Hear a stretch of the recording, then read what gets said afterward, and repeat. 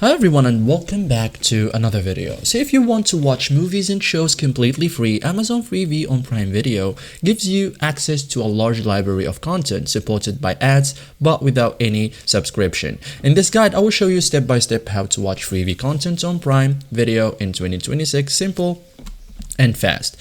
So first thing, open Prime Video, like launch the Prime Video app or website, go to home screen as you can see here. Okay, now you are ready to explore. So find the Freevee section, like scroll through homepage, look for Freevee or free with ads. This is your free content hub. Okay, so open Freevee, like tap or click Freevee, you will see only free ad supported content. Okay, browse content, like explore movies, TV shows in the channels, check trending or recommended titles. Okay, so everything here is free. Okay, so select the title, tap a movie or show, open the contents page. Okay, confirm it's free. Okay, so look for label free with ads. Okay, which means no payments required. Start watching, tap play.